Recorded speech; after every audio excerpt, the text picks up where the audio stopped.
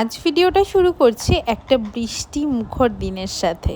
আশা করি তোমাদের সবারই যে যেখানে আছো সবাই এখন বৃষ্টিটাকে এনজয় করছো আমার মতো।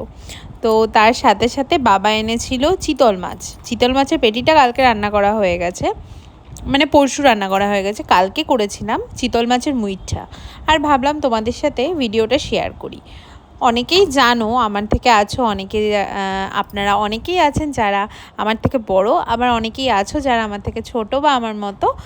তো মুইঠাটা আমার সবার থেকেই শেখা, মানে মা দিদা এদের সবারটা দেখে শুনে সেই হিসাব অনুযায়ী আমি করছি। যেভাবে যেভাবে করছি তোমরা সেই পরিমাণে করো, আশা করি ঠিকঠাক হবে।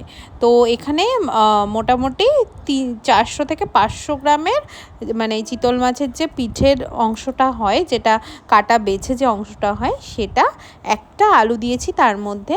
আর তাছাড়া গুঁড়ো মশলা, হলুদ, নুন, জিরে গুঁড়ো, ধনে গুঁড়ো, গরম মশলা গুঁড়ো, এগুলো সব কিছু দিয়ে। আর বাইন্ডিংয়ের জন্য তোমরা যদি মনে করো যে একটু বেসন দেবে বা ময়দা দেবে, আমি একটুখানি দিয়েছিলাম, তো তোমাদের সেটা বলে দিলাম। তার সাথে অ্যাড করলাম আদা রসুন বাটা, পেঁয়াজ বাটা। আর বাইরে বৃষ্টি পড়ছে, সাথে এরকম সুন্দর চিতল মাছের মুইঠা, সত্যি অপূর্ব লাগবে। মানে একবার খেয়ে দেখো, এখনও তো বৃষ্টির ওয়েদারটা আছে, তোমরা কিন্তু ট্রাই করে একবার দেখতেই পারো। দেখো আমার কিন্তু মাখা কমপ্লিট, পুরো ভালো করে সুন্দর করে মেখে নেওয়ার পরে এবার গরম জল বসিয়ে দিয়েছি আমি।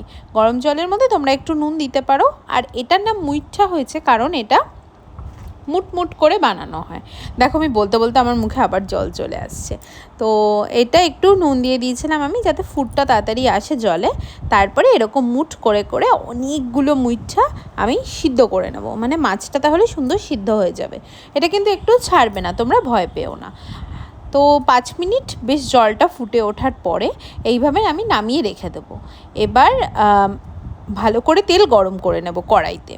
সেই তেলটা গরম করে এই মুইঠাগুলো একটা একটা করে তুলে তুলে জলটা ছেঁকে নেবে, না হলে কিন্তু ছিটবে। তারপরে এই গরম তেলের মধ্যে মুইঠাগুলো ছেড়ে দেবে। যেরকম আমরা পকোড়া ভাজি বা মাছ ভাজি যেরকম ভাজি, সেরকম করেই ভেজে নেব এটাকে।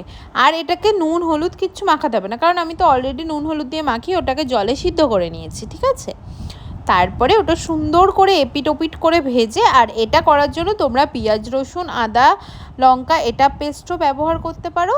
তাছাড়া তোমরা মানে যেরকম আমরা মাছের ঝোল করি, আদা রসুন মানে আদা রসুন যে যেরকমভাবে মাছের ঝোল করো সেইভাবেই করতে পারো। আমি কিন্তু এর মধ্যে একটু শুকনো লঙ্কা, মানে গোটা শুকনো লঙ্কা বেটে দিয়েছি, ওটা কিন্তু বেশি টেস্ট হয়। দেখবে কাশ্মীরি লঙ্কার গুঁড়ো বা লাল লঙ্কার গুঁড়ো দিলে যে টেস্টটা না হয়, শুকনো লঙ্কা গোটা শুকনো লঙ্কা বেটে দিলে ওটা টেস্টটা বেশি ভালো হয়। আর যেটা জল ছিল না, সেদ্ধর জল, মানে মুইঠাটা সেদ্ধর জল, ওটা কিন্তু আমি সুন্দর করে রেখে দিয়েছি। এবার এত সুন্দর করে তেল ছাড়লে, মশলাটা কষিয়ে কষিয়ে তেল ছাড়লে, তার মধ্যে অ্যাড করে দিলাম গরম জল। তারপরে মানে একদম ঝোলটা ফুটে উঠবে।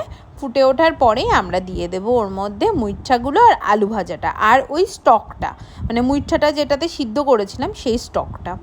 মানে জাস্ট অসাম হবে খেতে, বিশ্বাস করো। লাস্টে ঘি গরম মশলাটা অ্যাড করতে কিন্তু ভুলো না। আর তোমরা ট্রাই করে আমাকে কমেন্ট বক্সে জানিও।